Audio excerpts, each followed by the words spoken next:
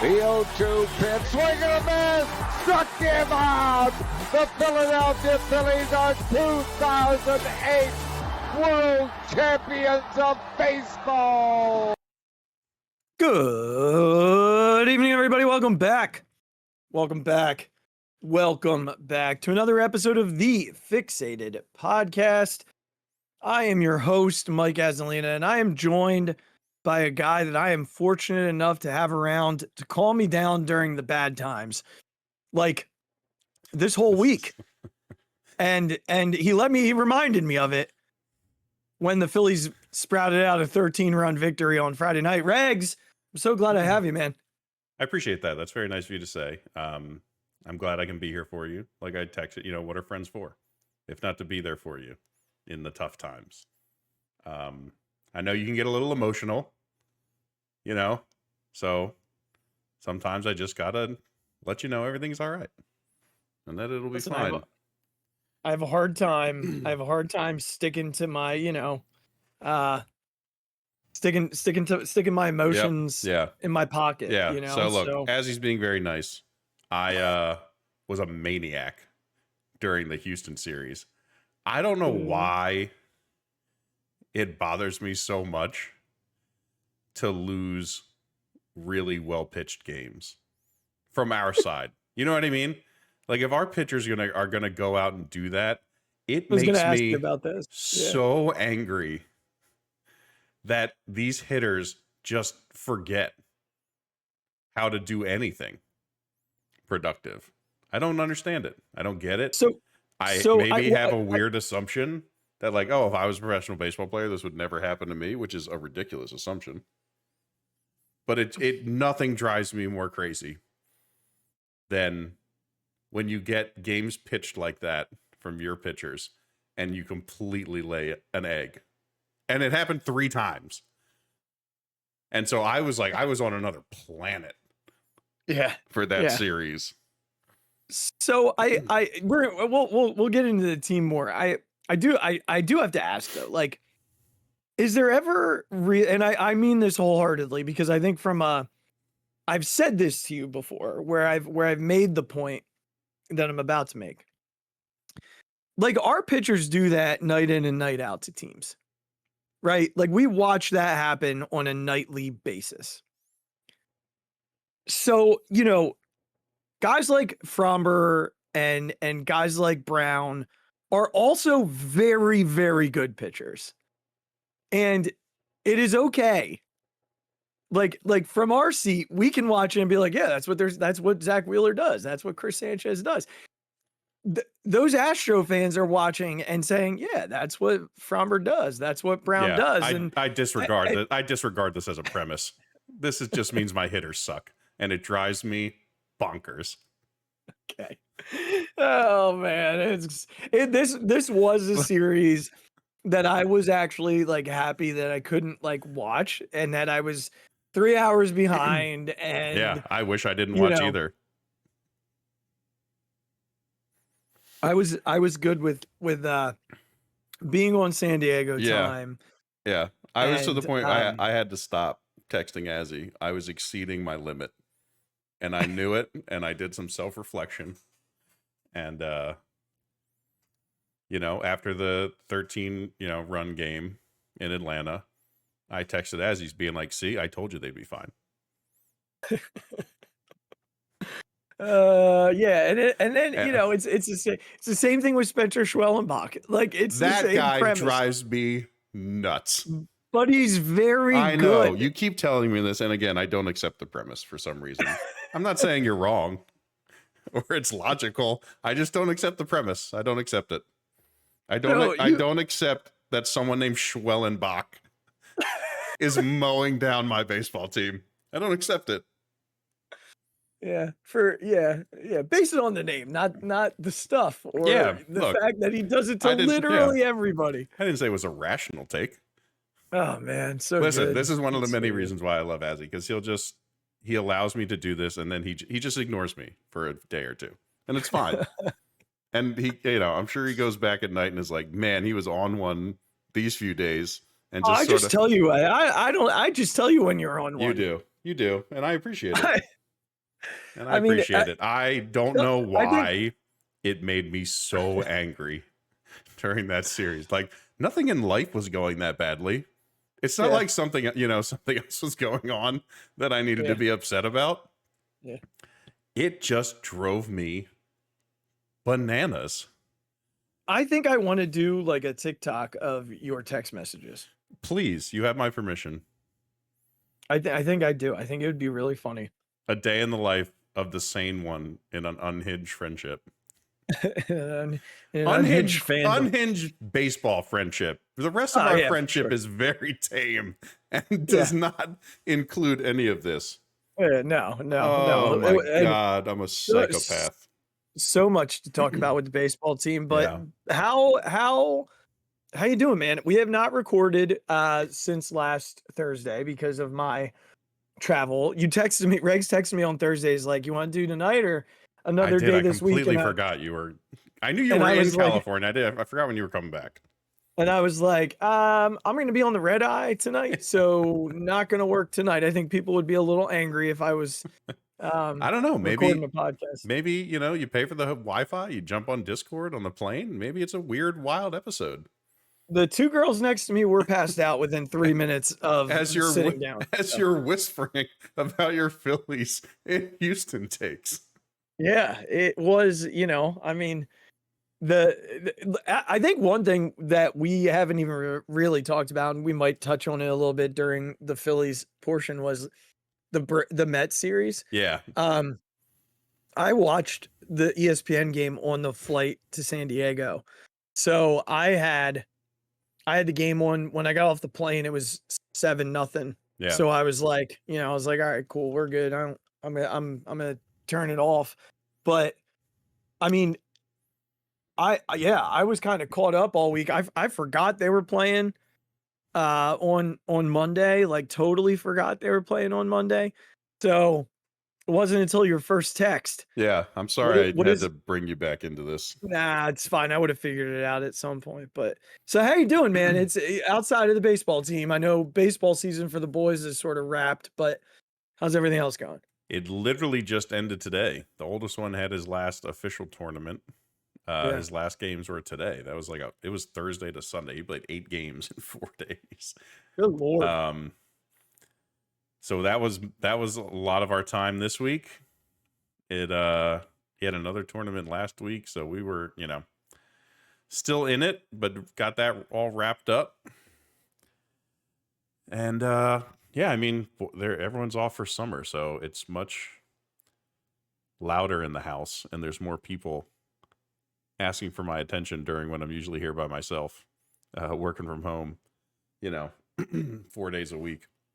So that's always a fun adjustment period when I have to keep the door closed and they stick their faces up against the glass of the door that's right there. And they're like, "Are you on a phone call?" It's like, "Shut up, go away." It's like Stein in college. Yeah. Well, he would just burst in with or without clothes on, but that's, that's a different podcast. That's a conversation. That's the Summit podcast that we're eventually going to roll out as a special 7-part series. It's one day. Yep, one day. One day. Yeah, but pretty good. You had a nice trip to California, I hope. I mean, it was work for me, right? So that's true. Did your wife have a nice trip to California?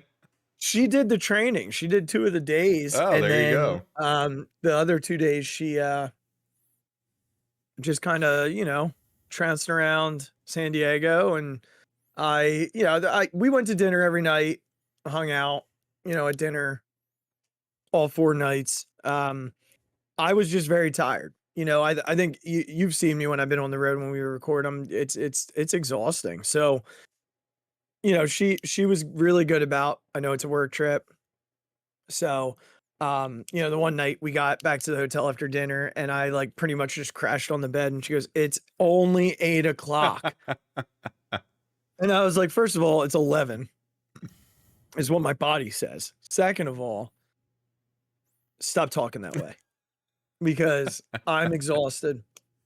I'm on a work trip. But no, I mean, look, it was hot as all get out back here and we were in 70-degree weather with sun. That would have been nice. San Diego calls this time of year June gloom because they wake up in the morning and it's cloudy.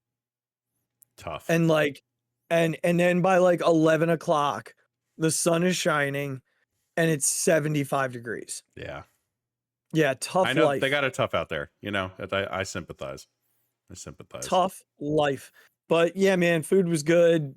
You know, beers are good out there. I was about to hedge. Did you hit up Stone? They have a huge place out there. I think that's where they're originally from. No, didn't have enough time. But someone was talking about a Philly bar if I go back in November, because we have another outing out there in November. If I go back, there's a Philly bar. Nice. So might check that out, you know, when I'm out there, because I mean it'll be Sixers time at that point, and you know, the Eagles will be in season, but I don't know that, you know, depending if they have like a Thursday game in November or something like that. But but yeah, I think it's such a good place. I tell everyone this is the third time in my adult life I've been to San Diego. And it never ever falls short. Like, you could pick a random spot. Stand in the middle of the street, have someone spin you around, point to a random spot, go in and eat there, get drinks there, and have a better experience than 90% of the places that you go otherwise. Yeah. My brother lived That's out how there. crazy it is. My brother lived out there for a few years, and like that, it's all he did. He was just, there's just stuff, and it's all everywhere. Great. Everywhere. I mean, if it's not a farmer's market, it's Little Italy. It's a farmer's market in Little Italy, or it's like an Italian restaurant there. Or, you know, we went to a noodle, like a Asian noodle place in Little Italy, and it was fantastic. It's an ice cream shop. It's a gift shop. You know, it just, wherever you turn, there's something. It's a brewery or a taco stand, or, you know, just any kind of food. Petco just pops up out of nowhere. It's a dueling piano bar, like the zoo, the museums. There's stuff everywhere. So if you've never been, you gotta go. I wanted to try and get to Petco because they were playing the Nationals while we were there, but there was no way my tired ass was going to be able to get there. Yeah. But I did find myself at a restaurant to catch the Sixers pick. There you go. We were walking to dinner with my other two colleagues, and I looked down at the clock, and I was like, yo, that's a sports bar over there. Can I just pop in there? Y'all don't have to come in. You can go across the street, get a drink over there. I just want to see the Sixers pick. So we got to talk about it. We do. You texted me like immediately as they made the choice. Earlier in the day, we had seen the rumor about potentially trading out. Yep. I don't know that how true that really was. I think that's the only thing I saw about it was that one guy's tweet. Yeah, I do believe that they were probably listening, but my guess is that they were listening with ears for teams who were willing to take PG with that pick. And I don't think there are teams willing to do that. So VJ Edgecombe was the pick. We did highlight VJ. We did on the show just a few weeks back. And, you know, I think a lot of the stuff we said about him is perfectly fitting for the Sixers. We talked about how hardworking he is. We talked about his athleticism. We're not going to pour into it too much because you can go back and listen to the episode. I think there are two schools of thought here, Regz. There are people who are disappointed because of the Ace Bailey potential. And I don't know. And the other school is they took the guy who they think fits what they're looking for in terms of building out from here. A guy that I think fits the framework that you've been begging for about 3 years now. A guy who fits with Tyrese Maxey's mentality over the guy with the ceiling who doesn't seem to have that same proclivity for wanting to take it to the next level through work and attitude and having everything given to him. VJ Edgecombe, I kind of fell in love with the guy in the interview after he was picked when he talked about living off a generator for 7 years. The kid clearly has a want to, a drive that will fit in this city. He does not have to be the guy. Ace Bailey wanted to go somewhere where he was going to get the shots up. That wasn't going to be here in Philadelphia, plain and simple. There are probably 4 other dudes who are going to get the shots up ahead of him. Yeah. Edgecombe doesn't need to do that. Edgecombe needs to be an elite defender, which they desperately need on the wing, by the way. And his athleticism is going to help. And he can jump out of the gym. He doesn't have to be the main guy. He can be the guy who's going to be a pain in the butt to the other guys. So I was very okay with the pick. I said to you right away, yeah, I think I'm good with it. It's a little safer, but I think you need to be safe at number 3 with where the Sixers are right now. Yeah, I think all of that is true. From a culture standpoint, I think this was the best pick. I have questions about the basketball fit because this team desperately needed somebody like 6'8" or 6'7" who could play on the wings, which of course is Ace Bailey. I don't think Ace Bailey would have done well here, quite honestly. With all the stuff that had gone on with his representation, all those things, and as we've learned more about it, more and more people came out and sort of said, he's just got some weird people around him. By all accounts, the kid is a good kid. Like, I think Rutgers people have said so. There's nothing like, it's not like this, he's had an attitude his whole life. He's just maybe getting some bad advice, and he's 18 years old. So in that sense, I feel bad for him. I'm sure like he has to be accountable, right? It's his choices. It's his decisions. If he's allowing these people to influence him, then it's on him. So I think from an attitude standpoint, we got the better guy who is going to fit with this city, is hopefully going to help Maxey and McCain and others change the culture of this team and this organization. It's just a tough basketball fit with what they need. And look, other things could happen.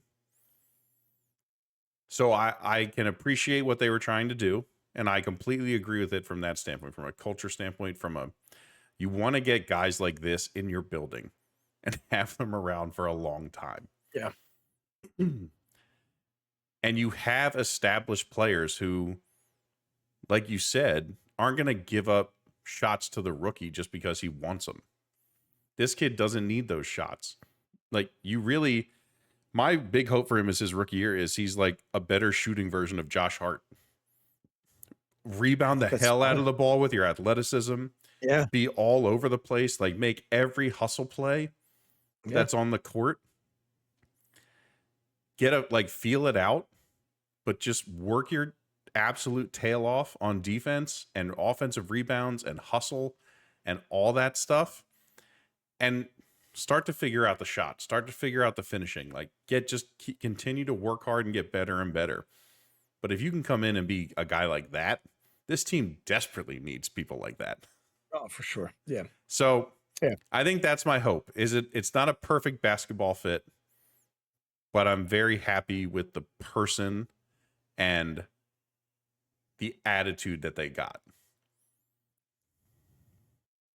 Yeah, I think it's the type of pick that shows the direction of the organization right now.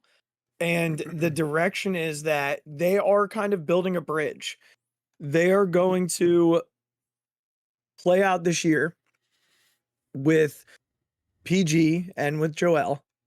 And if it doesn't work out, then they're on to the next. The next being Tyrese Maxey, Jared McCain, VJ Edgecombe, Grimes, the whole nine. All these younger guards that that they can sort of build a team around and go from there.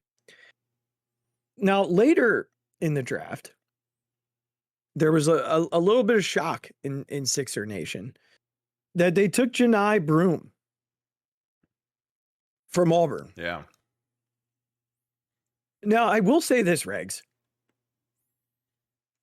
This kid would have been the player of the year if Cooper Flagg didn't exist this year. I do think there's a little bit of a overreaction to, he's old. He's 22. Like, this isn't a 27-year-old guy who's, been hanging around in college basketball for 6 years. Like, Yeah. he's 22. He played his full college career, and there's good and bad to that. The bad is that he's not as athletically gifted as many of the other guys who were taken. The good is that he's played in some big games. He's got some big experience. He can rebound. He's smooth around the basket. He can score a little bit. I don't think he's a guy we're going to see a ton this year. I do think that it probably means that once again, our time with a certain backup big man is over before it, necessarily began. Yeah. But I don't think I hate the pick as much as some other people do, to be honest with you. I watched a lot of Janai Broome because they were so good. Yeah. They did play Duke and Malowach, Duke's freshman center, and the backup for Duke gave Broome fits during that game defensively. Yeah, unfortunately, he's just not that athletic. Those guys are freaks and are just way too big and athletic. Correct. So he's not going to out athlete anybody, but I think about a lot of like effective big men who just kill the Sixers. And like I think about what was the dude from the Knicks, the big white dude, something Steen or something Stein. Hartenstein, who was on OKC this year, yeah. Yeah, that dude is not an athlete. He just knew how to score around the basket, and that's what you kind of hope that Janai Broome can become. Like, he's not going to be the athlete that I know we all have our grievances with Joel from time to time, but Joel's a special talent, a special athlete. It's not who they're trying to draft there. That's not who you're trying to draft. You're trying to find a backup role playing type of player who can give you minutes, maybe not in year one. Yeah. But down the line a little bit. And that might be who this ends up becoming. I don't get too crazy over second round picks, Regz. Yeah, I think I'm not sure I know how to properly explain this, but there's sometimes these guys who are extremely effective in college because they have advanced footwork, sort of a high basketball IQ. Yep. This guy was one of them. They're not the most athletic, but they just know how to move and use their body and their feet to get effective shots and be good. Yes. And that was this guy. But unfortunately, those guys typically don't translate well to the NBA because the athleticism is such a huge factor in this league. And yeah, Hartenstein's a good example, but he's so much bigger than this kid. You know what I mean? So it's tough when you're, what's he, 6'6"? Is he 6'8"? Yeah, he's like 6'8", 6'9". There's just so many athletic big men in the NBA. Right. And look, I don't think he can, his whole career, he'll be ineffective. It's going to take a while for him to learn how to try and score. And let's just talk score specifically. I think he'll know how to rebound and box out and stuff like that. Will he be a great defender? He's not like a rim protector per se. No, but he can shoot it a little bit offensively. Yeah, too. I know you're going defensively right now, but he can shoot it a little bit. Sure. But it's such a big step from obviously college to the NBA. It's not a remarkable take by me, but it's going to take some time for him to learn. There's nothing we need from this guy right now. So it's it's fine. Is it a second round pick? I don't know enough about the NBA draft, quite honestly, and all the second round picks that have ever happened to know if a guy like this is worth it now, at that pick. But we'll see. This will not be one that I think we can make a judgment on a year from now. Right. It's at least 2 years before you can make a solid judgment on this pick, and it literally could go either way. Yeah. I mean, I'll ask you this way. Will he be on our top 11 in 2 years? I don't think so. Okay. All right. That's I fair. don't That's think fair. so. Before we jump into if he is, wow. Yeah. True. Before we jump into the reaction to that, grade the Sixers draft. Give it a grade. Just those picks, or are we talking about all of them? Did they make any more? I only think of right. I only know of those two. They signed a couple of guys. Yeah. All right. So let's with those two. B+, and a lot of that is VJ Edgecombe. Yeah, I got a solid B, and I think it could absolutely climb again. Sometimes you don't know what the draft result is until, like you said, 2 or 3 years down the line. So, because if you were looking at last year, you were probably saying, Jared McCain, he's fine, and then he lights the world on fire for the first month of the season before the knee injury. So we'll see what that becomes, but I don't think it's going to be too bad. Yeah. Anywho, the top 11, the reaction that we got from the top 11, mostly positive. Mostly a lot of agreements, a lot of well done, boys. Atta boys in my text messages. We got a couple of haters there along the way, though. A couple of haters. Comes with the job, right? Comes with the job. Yeah. So let's talk about a couple of reasons for the hate. Let's do it. So one being, a friend of the show, Kyle, did not love that we left Matvey Mishkov off of the list. Yeah, I'm not. We self-admitted not hockey guys. Look, I think we can admit it's a blind spot for us. I don't think he makes the top 11. I don't know enough about to it say. now. Even thinking about it now, I don't think. I mean, maybe this coming year, a new coach, like stuff like that might change with the situation. Like Torts did not want to play him all the time. I think he was almost forced to. Yeah. And I think he was fine. And I think but you're comparing it to a Flyers team that was terrible. There are a lot of hockey guys on WIP, and he wasn't on any of their lists. Yeah. And so that's sort of, I still think like if he's on, he's barely on.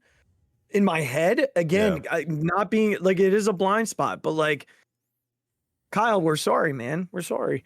I mean, maybe there'll be a time he can come on and plead his case. Yeah, I would love that. I would love that, Kyle. You get a little Flyers coverage from me, buddy. I mean, I would love that. The other place where we took some heat from I would say a handful of people, was Jalen. And not Jalen being on the list. I think everybody agreed that Jalen belongs on the list. But a lot of the hate was around, he's nothing without his super team. And he's not a top 5 guy in the league. And I don't even know that you and I think you specifically said on there he's not a top 5 guy in the league. But on this list, if he's not 1, he's 2. So what is the real argument here? Yeah, I'm not sure. We're not talking about like the top 10 quarterbacks in the NFL. We're talking about Philadelphia athletes. It's a very specific list. So if you don't think that the Super Bowl winning quarterback is on the top, but I think that was their point. And I'll give you a couple of specifics around it. Their point was that without his team, he's not a Super Bowl quarterback. And some of them alluded to like 2023, and he wasn't good enough to get him there, when the team, despite how good the team was. And I kind of laughed at, and this was not one person, it was like a handful of people who were arguing it. And I was like, did you not watch that 2023 defense? Like, did I forget something? Yeah. Did I forget how bad? Like, am I wrong? That was historically bad. It was Matt Patricia, right? That was our defensive coordinator. Well, halfway through the year, yeah, when they decided to make a change randomly. Like, I mean, like Morrow was playing at that point, and they had no one playing linebacker. Bradbury Zach was still Cunningham, out there. Bradbury was playing. Avante was playing on one leg. Like, no one knew where to be. Something would happen and they would look around. Like, who was supposed to, like, I thought you no, what? Yeah. And we want to act like in 2022 when they got to the Super Bowl that they were some juggernaut defense. If I asked people to name the starters on that defense, they would not be able to name all the starters on that defense. Like, you laugh, but like they wouldn't. They would not be able to tell me the safeties who started for the Eagles in that game without looking it up. They would not be able to tell me. Yeah. I can guarantee you they wouldn't be able to tell me. They wouldn't be able to tell me who the right guard for that Eagles team was without looking. Like, they wouldn't be able to tell me who got the most snaps at running back that night without looking it up. Who was the running back in the juggernaut 2023 team? I get it. And AJ Brown is fantastic. Devontae Smith is fantastic. Their offensive line is very, very good. I get it.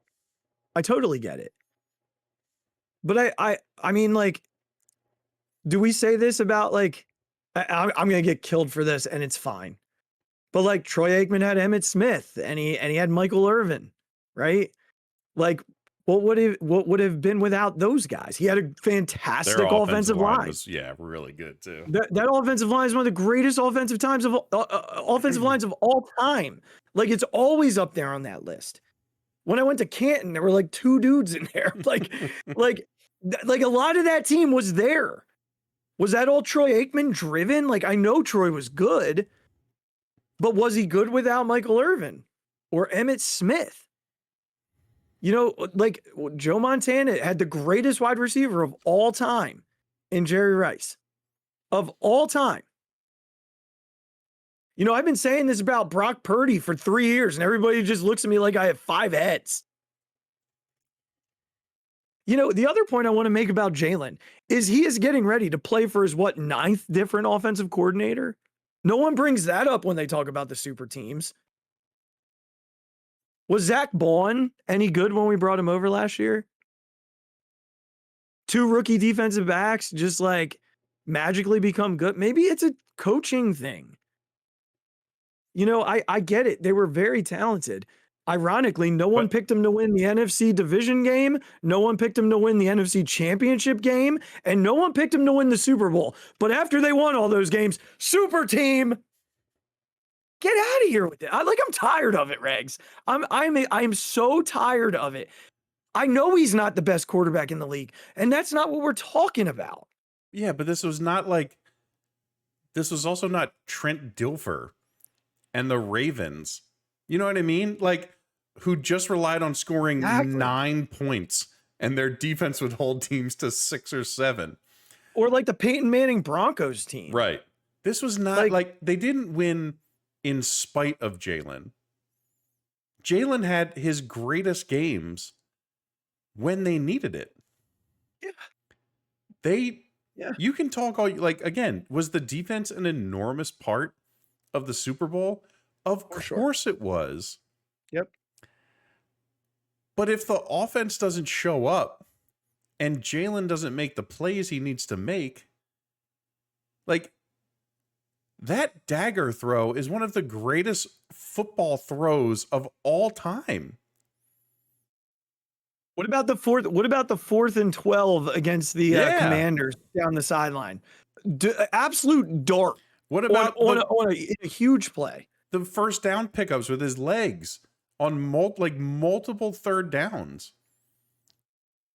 So I went back and looked at something, Regz, and I want to this will be my final point, and then you say what you got to say, and we'll wrap on this. But we talked ad nauseum after the Commanders' loss. Do you remember how many turnovers the Eagles defense caused that day? 5. Yeah. Do you remember how many touchdowns they scored in that game after he came out of the game off of those turnovers? 1.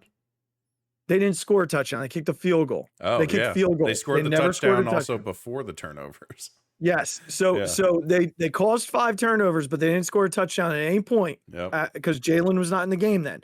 You know how many turnovers they caused in the NFC Championship game?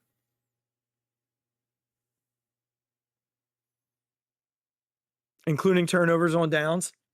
3? 5. 5, sorry.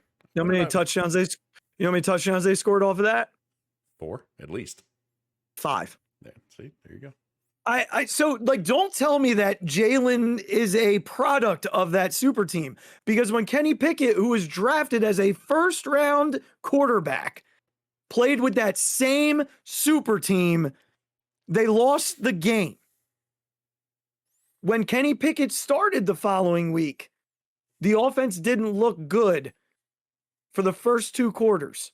It did look good, however, when they brought in our guy, your guy, my guy.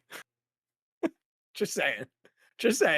Anyhow. What was his nickname? The Mormon Bullet or something? What do they call the Mormon him? Missile. Missile, that's what it was. Missile was what I forgot. Mormon Missile. That's Look, right. I will always respect the opinions of others. I will. You've got your opinion. I'm cool with it. You don't think Jalen should be named the best athlete in the city, whatever. Like, you can have your opinions, your reasons, so on and so forth. But let's think of something different than he's only good because of what's around him. Like, this dude's been to the playoffs every year. Yeah. Every single year. And the first year, that was a shitty team. That team was not a good team. And he carried them on his back for 11 weeks before the defense finally caved in 2023. Like, think about that Buffalo game. That was a Jalen Hurts win. Mm-hmm. He was unreal in that game. Yeah. Like, I don't know, man. I just think people look at the roster and think anybody can win with this.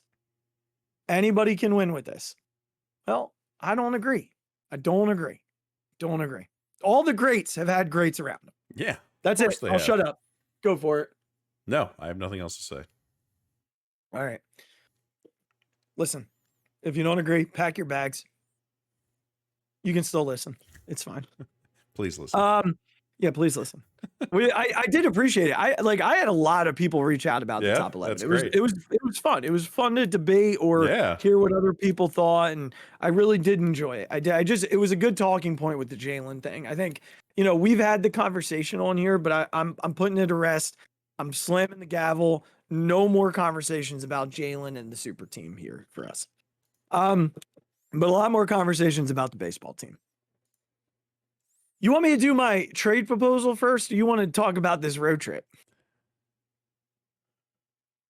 I feel like we need to talk about the road trip, and that leads into why we're talking about the trade proposals.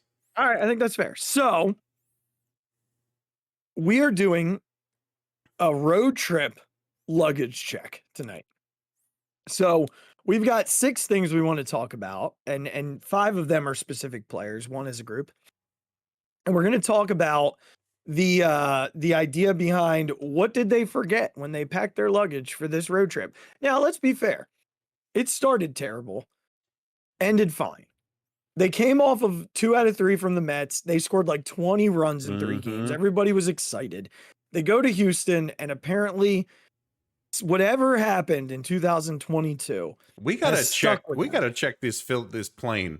Something is wrong with this plane that they get on to go on some of these trips. They're putting something in the air on the plane. It's not pressurized correctly. Something is wrong, because someone someday will do like an oral history article about that plane ride from Philadelphia to Arizona, and someone will have discovered that it was pressurized wrong, that half of them were like loopy and like had some kind of sickness due to some weird thing that happened on that airplane. And it happened again. It happened again. And I'm not a huge conspiracy theory guy, but I will die on this hill. That's something. Yeah, this is the hill that Regz has chosen to lay it out on. It is. Yeah. And I'm proud of you for it, buddy. Thank you. But went 0-3 in Houston, then went to Atlanta, had an offensive explosion, then it died out again, as you heard earlier. Goddamn Schwellenbach. And then and then today, earlier this afternoon, they beat Spencer Strider for the 2nd time this year. Albeit in a very, very, very low scoring ball game. But so we have a few things that we'd like to talk about tonight. Some guys forgot to pack things, other guys remembered. And well, some you think you remembered and you reach in and it's not there. So let's start with a guy who we love, but has seemingly forgotten a really important part of his suitcase. Regz, did Kyle Schwarber forget his calendar and that it is June nearing the end of? Yeah, I think he has. I mean, look, everybody was bad in the Houston series, but he was, as one of the guys you expect to sort of help carry them while Bryce is out. I can't remember. Was he good in the Mets series? I'd have to go back and look at it. He was fine, I think. Yeah, you keep going. I'll pull it up. But it's June 29th. And this has not been a typical June for Kyle Schwarber. Yeah. He was striking out a ton. And it was one of those things where he has such a good eye, but he was watching strikes and only swinging at balls for like 2 weeks straight. He was just watching pitches go down the middle and swinging at anything else that was not in the strike zone. And of course, will he have the occasional home run and stuff like that? Of course he will. He's still a good hitter. He's going to run into a few. But he just hasn't been very consistent. And we're just talking about this past maybe month. But were we sort of specifically this week? Yes, absolutely. Look, he had a few hits today, which was good. But with Bryce out, we need Kyle Schwarber to be that guy. And look, maybe it's not completely fair to him to say put the entire team on your back. It's a team sport. You're going to need to be helped by the 8 other guys that are in the lineup that day. But when Bryce is out, it's kind of really all up to Trey and Kyle to set the table and get stuff done, to push the other 7 guys to play like that.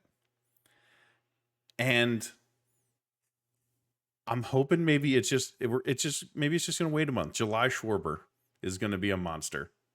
And that's what we're hoping. He packed the wrong calendar and just didn't realize what month it was. Yeah. So funny enough, he actually had he had a good series against the Mets. Yeah. Again, I can't even remember. He had like 6 hits. He had the big home run on Sunday night. Yes. So yeah, he had a good little run there against the Mets. Look, I think for Kyle, it's one of the things that's been hard for him is not having Bryce. You know, having Bryce in front of him has really changed the complexion of his season. Without Bryce in the lineup, he's like the only dude that teams know can get you. Yeah. And I mean, we saw it a little bit in this series. The Braves just didn't want to pitch to him. Yeah. Especially the way that Bohm's hitting. So, you know, a guy who's really going to benefit from having Bryce back is Kyle. Like once Bryce gets back, that's going to be a game changer for Kyle. Yeah. It's just going to be an absolute game changer for him. So I agree with you. It'd be nice if we could see June Schwarber.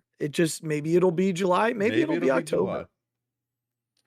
I'd be okay with October. We don't know which calendar he packed, but it was the wrong one. Yeah, it was the wrong one. And that is certainly a thing. All right. Do you want to do a positive one or do you want to do another, hey, what the heck were you thinking? Let's go back and forth. Let's do a positive one. All right, let's do Otto Kemp. He remembered to pack his passport for rite of passage into Major League Baseball. The home run on Friday night. What a fun moment. Yeah. 2-0 game at that point, and he hits an absolute missile out to left center field. The at-bats are getting better, Regz. The at-bats are getting better. Today, got a ball up in the zone from Strider and tied the game on a ball he smoked into the left field corner. There are definitely at bats where I'm like, oh, there it is. There's the swing. There's the swing and miss. Yeah. But it feels like it's getting better little bits at a time right now. And And I'm liking what I'm seeing from him. I'm liking what I'm seeing. What are your thoughts on the current Otto Kemp run that we're on? I think, like you said, he's clearly becoming more comfortable. Yeah. And I think it's indicated by how hard he's hitting starting to hit the ball. Right. Like, this was a guy who just smoked the ball all over the place in AAA. Yeah. And yes, he has a tendency to swing and miss and strike out a fair bit.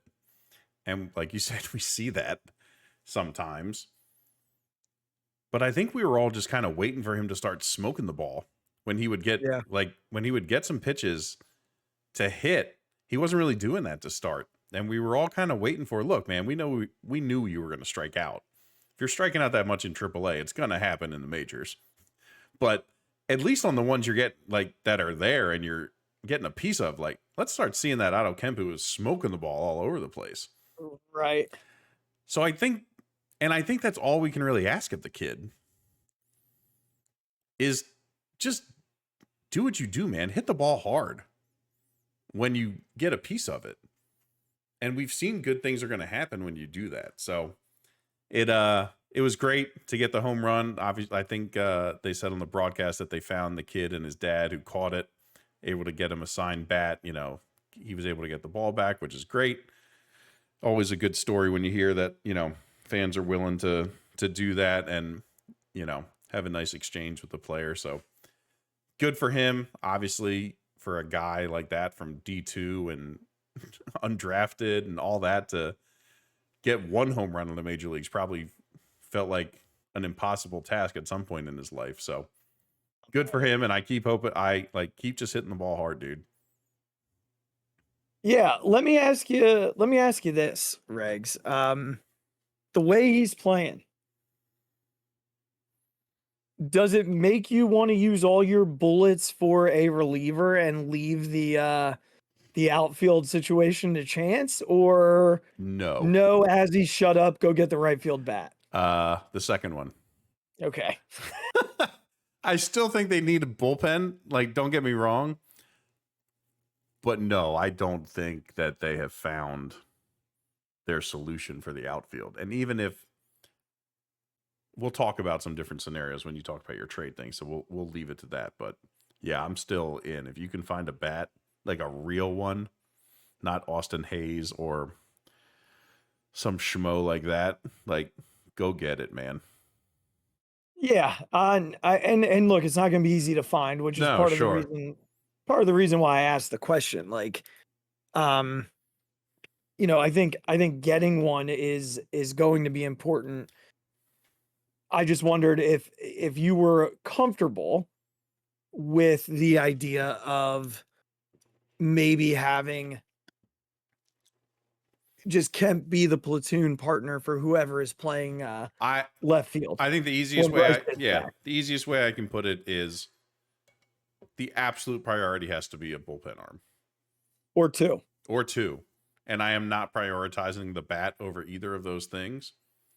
Right. So I guess in that case, if you want to say that I'm sort of backtracking on my own question, you know, my own answer, that's fine. I don't think you prioritize that over the bullpen arms. The bullpen is absolutely what you need. And I just think that's more important. So if that's how it has to be, it has to be. I'm not sacrificing bullpen arm, you know, the ability to get bullpen arms to. I say that, and I know, like, if a certain bat became available, I would backtrack on this again. But from what we know to maybe be out there, I still want the bullpen arms. Yeah, I can agree with that. I'm on board with that. All right, let's jump into another issue that we saw this road trip. Cassie forgot to pack his patience, Regz. Let me just frame this for you. Cassie had 23 plate appearances, give or take, on the road trip. In those 23 plate appearances, he swung at 15 first pitches. In those 15, he got 4 hits, believe it or not. That's a remarkable. Yeah, that's pretty remarkable. And you consider he was almost 5 for 15 in that scenario with a double and a home run to boot, by the way. Are we are we good with not No. patient casting? I need or him. we I need him to get over this. There's no pettier person on the planet apparently than Nick Castellanos. Like, can you get over it, please, and be a big boy? Like, enough of this, like pouting and going up there swinging at every shitty slider that you see. First pitch. I'm done with it. Enough. We get it. You made your point. We're very sorry that your feelings got hurt. Suck it up. Be a big boy. Like, get over it and just start having good at bats. the biggest lock of all time. I looked at Andrea when they got second and third and nobody out. And I said, I'm going to open FanDuel right now. And if there is an opportunity to vote or to bet on Nick swinging at the first pitch, Yeah. I am putting my entire 401k on it. I would imagine they wouldn't put that out there because that's too easy. Well, and she was like, don't do it. And I was like, I'm telling you right now, he's swinging at the first pitch and I should put my entire 401k on it. And it was in the dirt and he swung at it. Yep. I honestly don't know why a pitcher would ever throw Nick a first pitch strike. No, there's absolutely no reason. Yeah. And he swung at some of the worst pitches I've ever seen. I constantly go back to how much I love the guy, but he drives. You're not disagreeing with me, nuts. right? You're not disagreeing. No, he can't do it. Okay. Let me just paint the picture of that at bat for you. Like the one I just mentioned. All right. It is a 2-1 game in what was it? The 7th? Yeah. Okay. A 2-1 game in the 7th. And the Phillies get their first 2 base runners aboard. Schwarber single, Bohm double. Yep. So it's second and third with nobody out. You've got a lefty on the mound. Mm-hmm. This lefty knows who's on deck. It's Max Kepler. His thought process is, I have a base open. If I fall behind Nick Castellanos 1-0, I can just keep pitching out of the zone. Maybe he chases. Yep. But if I get ahead of him 0-1, I'm in the driver's seat. And the way you get ahead of Nick is throw a ball out of the zone. If I'm Nick, in my head, But yeah.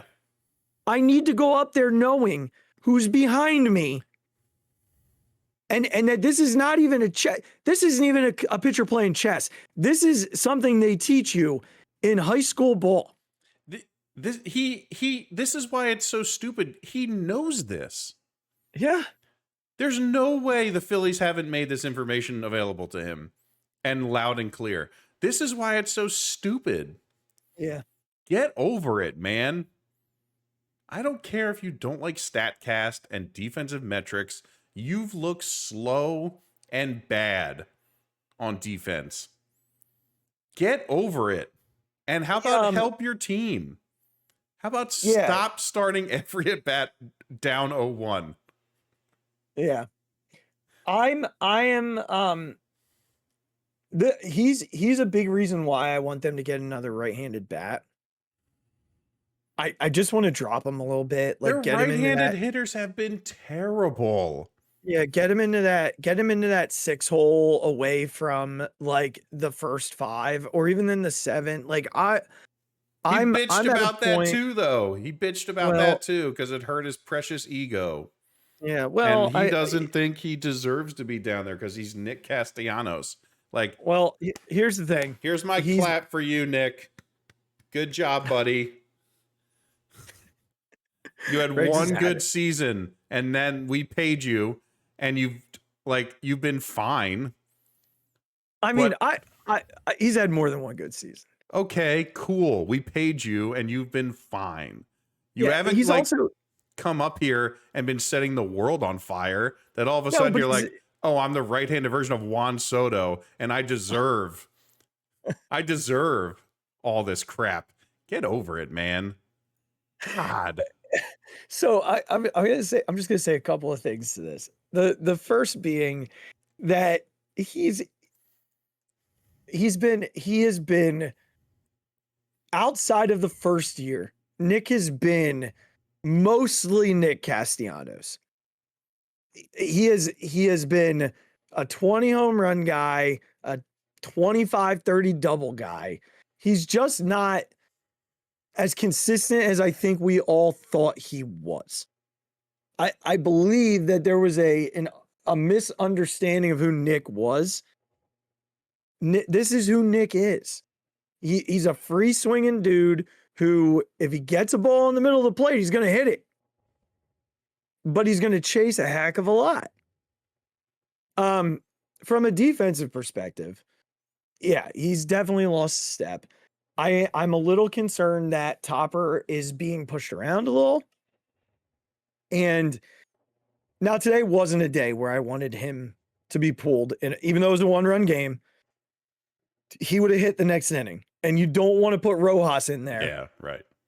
And then Rojas is hitting fourth in a situation where you might need him. So I got it there. But there were games in Houston where he wasn't going to come back up again in a 1-run game, especially in a big outfield like that. Yeah. Where it could have been that way. So something to keep our eye on. I do think Nick is, or Topper's, falling out a little bit there. Anything else that you want to add about Nick? I'm afraid to even open the door fine. again. I'm good. Okay. All right. Okay. All right. Let's go back to our other gem here. Let's do Ranger remembered to sign his contract bring his contract negotiations. Yeah. He packed them. He packed the good pen. 2 starts. And they were about as good of starts as you can get. As a matter of fact, he took a no-hitter into the 6th against the Astros. And today, outside of one bad pitch to Sean Murphy, who, by the way, all of a sudden designated himself a Philly killer. Right. 4 of his 11 home runs this year have come against the Phillies. Terrible. Otherwise, awful. Yeah. Against the Phillies, freaking Yogi Berra. But Ranger was just phenomenal on this road trip. I am at a point, Regz, where he actually might be ahead of Schwarber in terms of like having to resign. That's my head is spinning with Ranger. Could you just for a second? I texted this to our buddy Brian Dock today, Hamilton, and said, honestly, if I could redo anything on this team, and there are a lot of things that you could switch or redo. What if the Nick contract was the Kyle contract, right? Yeah. Like that is a thing. I would absolutely switch Ranger and Nola's contract situations right now. Yeah, that's a good point. I mean, what Rangers do, and I know the health issues, like I totally understand it. I do. I get it. But when that dude is pitching, I mean, did he even have his velocity today? He hit 90 once. Yeah. And I almost think it was purposeful. There was a point where I was worried, but then I was like, he's out there laughing. Like he knows how to pitch. He had these dudes backlegging, swinging out of their shoes, years in front of him. He was throwing sliders up in the zone, cutters up in the zone, then down in the zone, then fastballs dotting the inner half. Yeah. But the changeup dotted the outer half. He did whatever he wanted for 7 innings today. You see Olsen after he swung at that changeup? Oh, he was pissed. And Rangers just walking off the field laughing at him. Yeah, that was great. I mean, dude, I don't know. I'm so sad. The Phillies don't let homegrown pitching go. Yeah. He would be a quite an anomaly. So if they did. Let me ask you this question. Do you pay Ranger over JT? Yeah. Okay. Yeah. I think at this point it's Ranger, Kyle are like in that same tier. Yep. And JT, like I honestly think at this point the offense like is so bad. So bad. That for me, I'd almost risk I'd trade for a like a veteran backup. Yeah. And just hope that Marshawn can play 100+ games. Right. Like, I don't know. I just don't know if I can watch JT fall anymore. Yeah. Like I know we say the defense is still elite, but like when that goes, Well, yeah, and what's there? It could be at the drop of a hat. You never know with catchers. Right. Like what's left? Nothing. So my hope is that Rafi is like can do it, but if not, you trade for a backup and maybe you can keep Stubbs around for another year or something. I don't know, but yeah, for me it's Ranger and Schwarbs right now. Like that's sort of where my head's at. Maybe you can dump Nola. I don't think you're wrong. I don't know. I'm sort of in a weird headspace. This is a hell of a contract year, man. I mean, he's gonna be up there. He's gonna be up there with like the Cy Young talk. I know he missed a month or whatever, but he's gonna be up there, dude. Like, what do you miss in comparison to everybody else? A month is what, 4 starts? Yeah, maybe 5. Yeah, like he's been really good. He's been really good. Anything else to add there? No, I love Ranger, and I don't want him to leave ever. Let's jump to the, you think you have everything, you reach for it and it's not there. We're going to end on the last negative. The Phillies bullpen is like that situation where you pack, you leave the house and you say to your partner, or whoever you're with, your buddies, and you're like, I hope I have everything. And then you get to your destination and you get in your suitcase for whatever you need. And you're like, oh, I don't have that thing. It's not the most important. It's not the most important thing, but it's something you definitely would have liked to have. I mean, it's pretty important. It is. Yeah. It's up there. You know what it is? It's deodorant. That's a good one.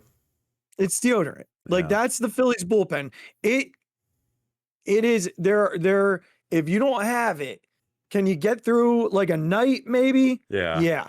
Can you get through 2 nights? Yeah. Absolutely not. And people are going to notice. Where is this show going? Is it totally off the rails? But that's what it is. That's the Phillies bullpen. Yeah. It is right now. If we did our tiered level of trust, which we love to do from time to time, Orion Kirkring is on the highest level. Yeah.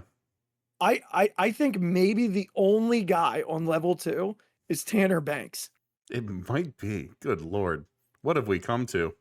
Joe Ross is probably level 3. Yeah. Okay. And then I think like, what's the lowest level? I guess it's the next level, right? Like, it's everybody else. Yeah, I mean, I don't know. I mean, you might put like Lazar and those guys like below Romano and Strom, just because maybe to show some respect to the other guys. Yeah. But and like Walker, but it's bad, man. Yeah, it's the definition of like, ugh. It's just you're just like, man, I hope this works. I hope it works. And this is what Topper was talking about today after the game. Like, we got him through 7. Soon he's not going to be going 7. Right. And I do believe that some of that is the idea of moving some starters back there, or going every 6 days. Mm-hmm. They're going to get to a point where Mick Abel's going to end up in the bullpen. Yeah. They're going to add a guy or 2. Like, we know that's going to happen. We're going to get Alvarado back in August. And they're going to throw him 4 out of 5 days a week, probably. Someone even talked about Painter coming up and being like a piggyback. You can't use. I know you can't do that. Someone mentioned it. I'm not saying that it's a good idea. Just someone mentioned it. No, my thought is that when Painter comes, they're going to go to a 6-man rotation. Yeah. The only guy who will pitch on his normal rest is Wheeler. Yeah. Yeah. is Wheeler. Everybody else is gonna, they're gonna just rotate themselves through their own creative 5-man. Yeah. But they're gonna go to a 6-man because that'll give Nola extra days. That'll give Painter extra days. It'll take some miles off of Luzardo and Sanchi, who are throwing a lot. Ranger. That's what they're gonna do. Abel will move to the pen, and they're gonna try him in some high leverage spots. When they get to the postseason, wild card or NLDS, they will only need 3 starters. Yeah. So Luzardo is probably going to go to the bullpen, and that's fine. Like, his 98 coming out of the bullpen to face Ohtani and Freeman or Soto or Soto. I don't know if they're even going to get there. Those dudes are falling the hell apart. I'm just saying, now, guys like that is who we're talking about. I know what you mean. I know what you mean. Like Kyle Tucker, like a Soto Nimmo inning. Yeah, Kyle Tucker. Those are the situations where you're going to see a Luzardo come postseason. Yeah. I think when Alvarado comes back, you put Strom on the IL and you just let him he's got to chill, marinate for a little bit. Like, he didn't really have spring because of the injury, and he's never really found it this year. Yeah. He's never found it. We expected some regression. Yeah. Last year was like this peak, right? Last year was the peak, and he's not that kind of pitcher that you just expect this all the time. Yeah. Yeah. I would think, Regz, that from a bullpen sort of lens, we're looking at 2 guys coming over. And then in the postseason, you'll see Abel out there and Luzardo out there. Yeah. And if that's the case, if you add 2 guys that can make an impact for you, and then you add Abel and Luzardo to Kerkering and hopefully a reignited Strom, you got 6 guys that you can sort of lean on back there. Yeah. And that's a good thing. Yeah. That's a good thing. So, that's the hope. The Nationals reinvented their entire bullpen the year they won the World Series in 19. So hopefully the Phillies can do the same thing. We'll talk about some targets down the road. I got some good ones up my sleeve. I love it. I got some good ones up my sleeve. So we'll talk about them. All right. I'm gonna let you say what he forgot to pack. Oh yeah, this is all you. Well, I'm gonna let you say. Yeah, I'm gonna say it, but then I'm letting you run. I'll go from there. Last but maybe certainly least, Max Kepler forgot to pack his balls. I ranted on this show when they signed Max Kepler because I thought it was bogus. About a month into the season, I came on here and I apologized to Max Kepler because he showed signs of being a major leaguer, right? Where do you get off coming out and saying that it's hard to find a rhythm and that you were promised to be an everyday left fielder when you are hitting 206? Where do you get off acting like you are promised something and don't have to earn it? In what world is that a thing? In what world are you able to say, well, they told me that I was going to come here and do this, but I haven't held up my end of the bargain, so I should still get to play? Dave Dombrowski should be walking down into that clubhouse and be like, I thought I was getting something from this too. What has he given us? In order to say that, you have to have legitimate backing. We are through 84 games, 83 games now. I think we're through 83 games at this point. We're through 83 games. Max Kepler has started 63 of those games. He has played in 72 of those games. is not being hidden in the corner. Nobody is putting baby in the corner, Max. You are getting the opportunities every day. Not hitting righties. Hitting an enormous 127 off of lefties. But yeah, you should be out there every day, Max. You should be out there every day. For sure. I don't know what we were thinking. Sorry. That's on us. This guy should be DFA'd the second Bryce Harper comes back. So they can bring up Justin Crawford without pressure on Justin. But the fact that you say this and then you come out and lay 3 days worth of turds is unbelievable. Against all righties. For like 6 innings the other night in their 13-run onslaught, one guy didn't have a hit. It was Max freaking Kepler. Today, with runners on second and third and one out after the Cassie K, Topper leaves him in to face a lefty. What does he do? Lazy fly ball. In the infield. Shallow left field. Sorry, Max. Look, the body language is poor right now. The swings are lazy. He wants out. He's on a 1-year deal. He's not going to play every day. He's showing you he wants out. Let him out. Let him go play for the Nationals. He doesn't want to win. He wants to be on the field. And I don't want guys who don't want to win on this team. It is evident he doesn't want to win. The body language is showing since he said what he said. If I were at the game tomorrow, I'd boo Max Kepler. I'd boo him. This dude doesn't deserve our support. And then I see people online defending him. What has happened to this fan base? I don't think those people are real fans. Well, to be fair, we were told he was going to be an everyday starter too. Well, yeah. Like, do you guys not have real jobs? Like, if you show up and don't do your part,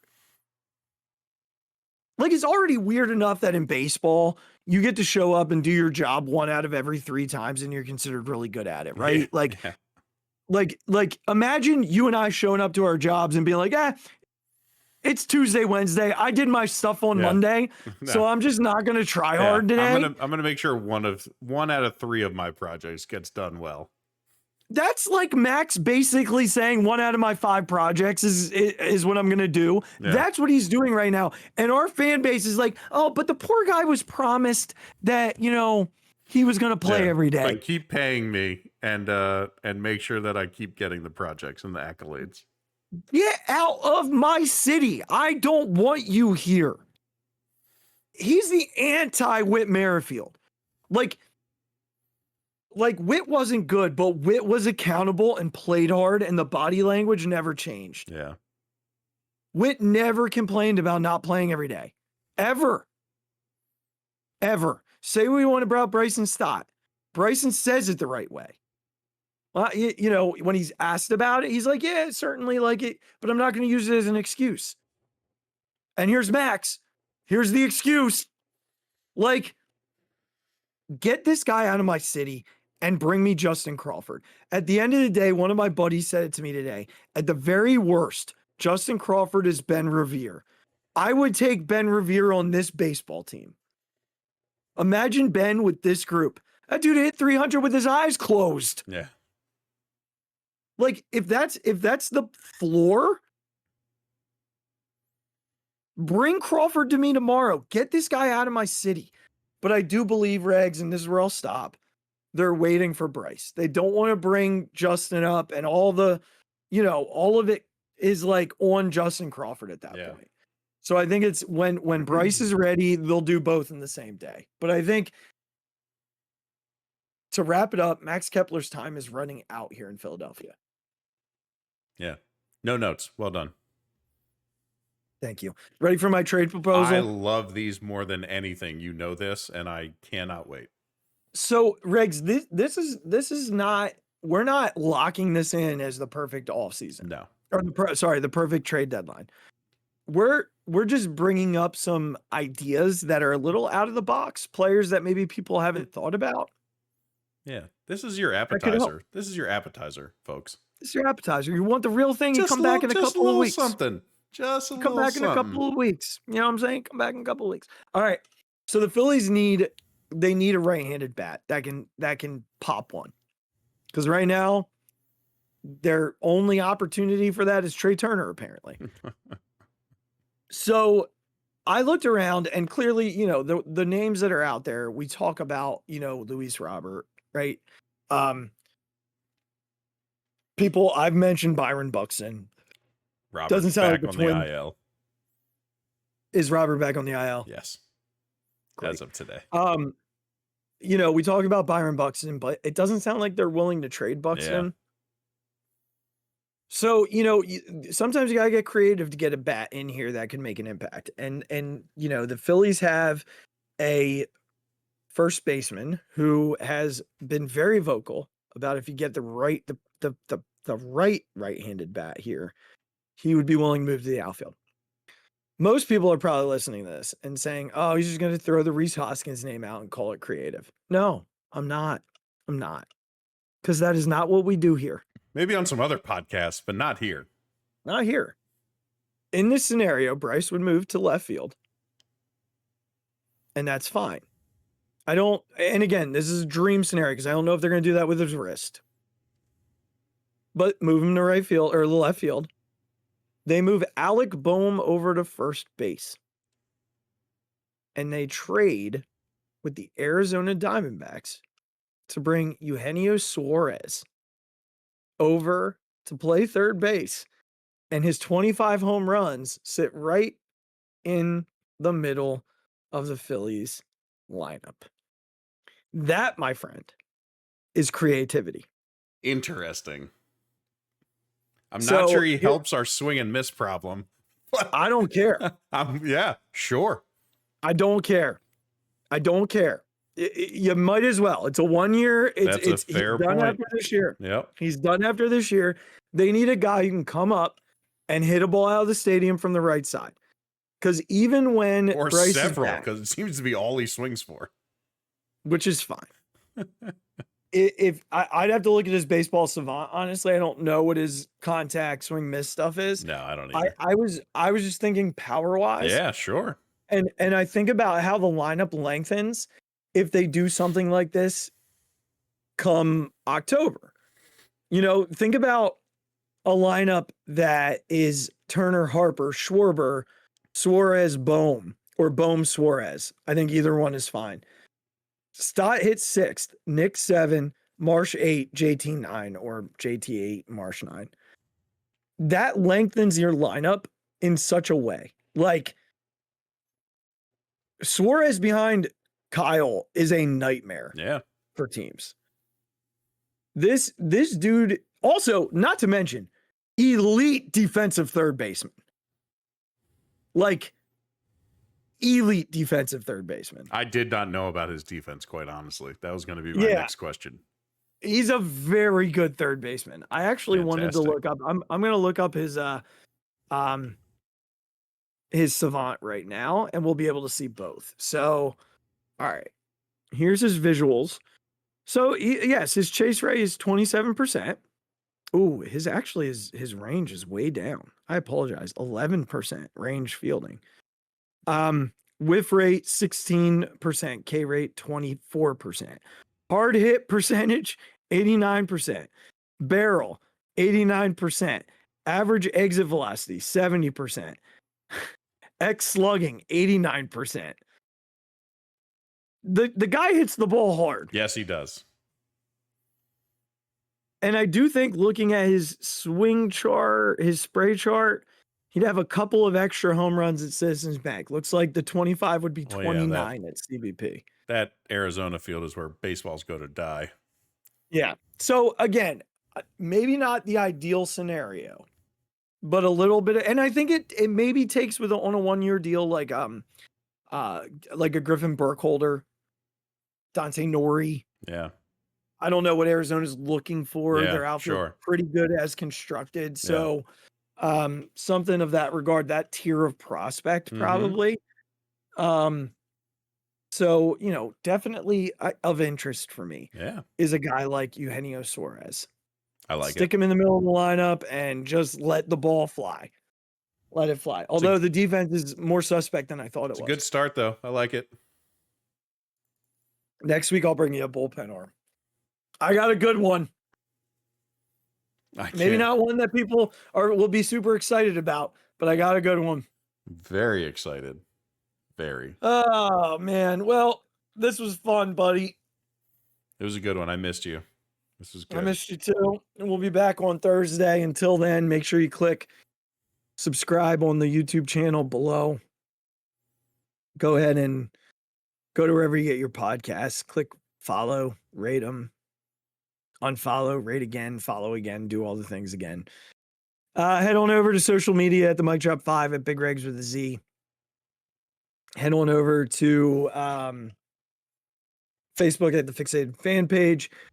You can go ahead and follow us on TikTok at the Phixated Pod and on Instagram at Phixated Podcast. I can't remember now. Podcast on TikTok, pod on Instagram. Podcast on TikTok, pod on. You'll find it. Just Phixated with the Phixated, PH, yeah, whatever. you'll find it. You'll be fine. Yeah, click the merchandise link in the show description below. The Phillies have a 6-game homestand against one of the top wildcard teams in the West, the Padres. And then the Cincinnati Reds come into town. A little bit of a pesty Cincinnati team. Yeah. Regs, 4-2 work for you? Please, God. Yes, it does.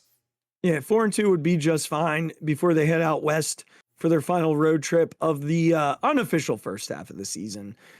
Tough road trip. So 4-2 would be big. 5-1 would be better. Phils, take care of business. Until next week, we love you guys. Tell someone you care about them. Take care of yourselves. Take care of one another. We'll see you next week. Phils, do it. Be good texters, people. Just let your friends be okay. Oh, my God. Deep to right field. Way up there and way out of here. The Philadelphia Eagles are Super Bowl champions. Eagles fans everywhere, this is for you. The 0-2 pitch, swing and a miss, struck him out. The Philadelphia Phillies are 2008 World Champions of Baseball.